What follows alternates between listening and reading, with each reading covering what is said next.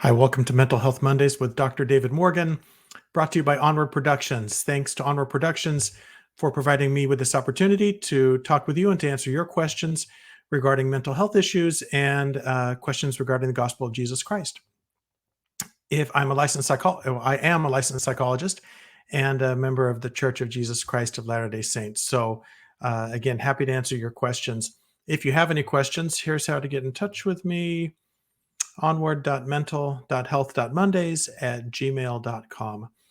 And I'll be happy to take a look at your question and see if we can get an answer for you. So let's talk about today's question.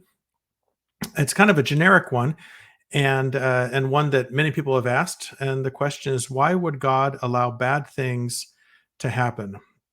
um, and it's often at the heart of like religious discussions and things like that. Um, and kind of similar to that question is, why do bad things happen to good people? And people say, why is this happening? I'm doing what I'm supposed to. I'm trying to live a good life, and yet bad things are still happening. Um, One of the things that we can do to better understand this is to dive into the idea of cognitive theory, which is in psychology. And if you've listened to these Mental Health Mondays at all, you've probably heard this before. It's a very common theory, widely used in counseling and life coaching and other similar endeavors. So, the basis of cognitive theory is the idea that there is an event, and then there's a belief about that event, and then an emotion that follows after that. Um, so, oftentimes what happens is that we experience emotions, but then we don't know how to stop them. We don't know how to change them. And this theory provides the way to change that. It says that something happens, we have a belief or an opinion about that something, and then the emotion gets formed because of that. For example, up here in the Pacific Northwest, we've had our first rainy day in, geez, probably 5 months. So if you love the rain, then today has been a lovely day for you. And if you hate the rain, then today has been a terrible day. So the event is the rain. It's the exact same event for everyone living in our neck of the woods up here. Some people are having very different emotions. Some people are very happy and content, and some people are upset and disappointed. Well, what's the difference between those emotions? The difference is how they perceive the event, what they believe about it.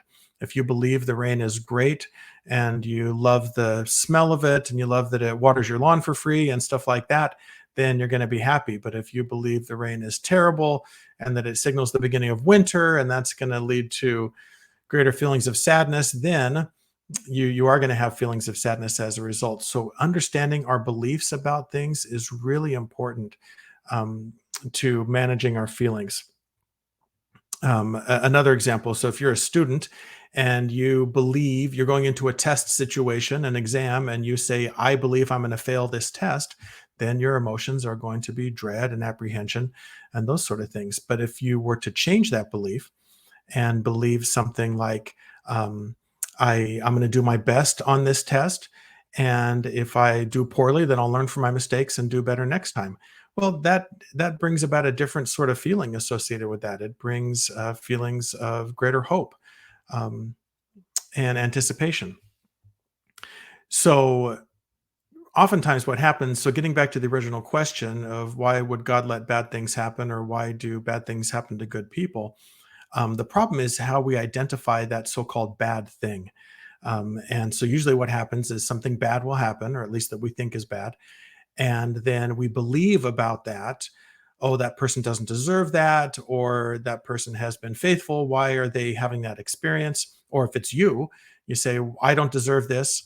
I shouldn't be having this experience. And then the feelings that come from that are feelings of sadness, feelings of stress, maybe feelings of anger or regret, and those feelings are negative and they color our emotional experience, um, and lead us to have more depressing and anxious days. So when we look at that question, why would God allow bad things to happen?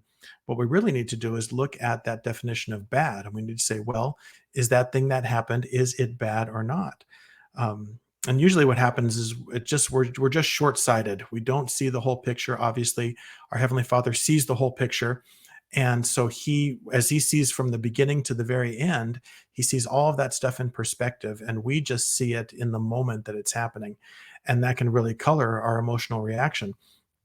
So I've often used this as an example.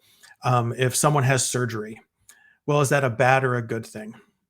Well, in the short term, it seems kind of bad. You're lying down on a table, someone makes you unconscious, they cut you open with a knife, they go in there and they do things, they sew you back up. It takes weeks, if not months, to recover from that. You might have to be on a different sort of diet in the meantime. You can't get up and do the things you wanted to. I mean, in the short run, that seems pretty bad. But in the long run, it's very, very helpful because whatever it is they did inside you is going to create better health in the long run. Maybe they removed something like a cancerous tumor that was going to kill you, or maybe they went in and repaired your heart so that your heart can beat stronger and you can live longer.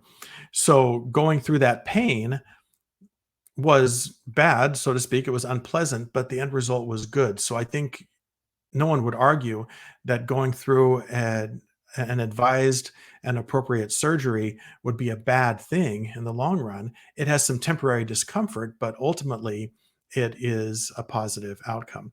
So, one of the situations I thought from the scriptures was regarding Joseph, the coat of many colors, Jacob's son. And as you'll recall, his brothers did not like him very much and they sold him into slavery. Well, you'd say that's a bad thing. Getting sold into slavery is a bad thing. But what happened as after Joseph got sold into slavery was that he went to jail in the meantime, which again was bad. But he ended up getting released from jail. He ended up becoming very good friends with Pharaoh and becoming second in charge in Egypt. And it was Joseph who interpreted Pharaoh's dream, which helped them prepare for the famine that was coming. So when this famine hits after the 7 years of plenty, and then you have the 7-year famine that comes, Egypt was the only country that was really prepared because during those years of plenty, they had saved and saved and saved. And so they had just warehouses stockpiled full of food, knowing that this famine was coming. Now, the neighboring countries did not know about the famine and just kind of lived large during the time of plenty, but didn't save anything. So they were in bad trouble, including Joseph's family. Jacob, or Israel, and his sons and daughters who lived in Canaan, they had nothing and they were starving to death. So they went to Egypt for food, like everyone was doing, because Egypt was the only place that had it. And that's where they eventually met with Joseph again. And they realized that if Joseph had not been in Egypt, then they would all die together in Canaan. In Genesis 45, when Joseph finally reveals himself to his brothers, it says, and Joseph said unto his brethren, come near to me, I pray you. And they came near. And he said, I am Joseph your brother, whom ye sold into Egypt. Now therefore be not grieved, nor angry with yourselves, that ye sold me hither. For God did send me before you to preserve life. So he's saying that so-called bad thing that you did, and we could certainly argue that selling your brother into slavery is a very bad thing. But what Joseph is saying is when we look at this whole thing in context, this is actually a very, very good thing that happened because I wouldn't have just naturally come to Jerusalem, wouldn't have just left Egypt, wouldn't have just left the family and wandered over here. All of these things had to happen in a certain way in order for me to be in a position to save your lives. And not only did it save the lives of Israel and his family, but it saved the entire house of Israel, um, which was critically important.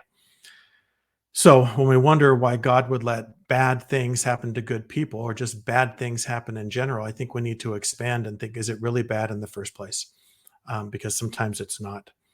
Um, just a couple of other examples. What if a job loss results in getting better employment? What if being sick results in you developing greater compassion for someone? What about if struggling with a mental health issue helps you develop greater emotional resilience? You can say that those things that happened were bad, but they resulted in something very, very good. So, to my mind, I don't know that God does let bad things happen to good people. I think they're good things, and we just need to look at them a little more closely. So, two things to remember about this. Number one, trust in God and trust in the plan. He loves you. He is only going to let good things happen to you as you strive to follow his commandments. Some of those good things may look bad from the beginning, but they will be good in the long run. And number two, be patient. Trials take a long time to resolve, and they're not going to resolve immediately. So be patient with the plan and trust in it and know that even these so-called bad things will probably ultimately yield something good if we are faithful, if we stay on the path, and if we continue to trust in our Father in heaven. So again, thanks to everyone for your questions. If you have a question for me, my email is at the beginning of this broadcast. If not, you can find me on Instagram at LDS Psychologist or on my website at www.ldspsychologist.com. And always remember that change is possible, but that change requires action, and keep moving forward. And we'll see you next time. Bye-bye.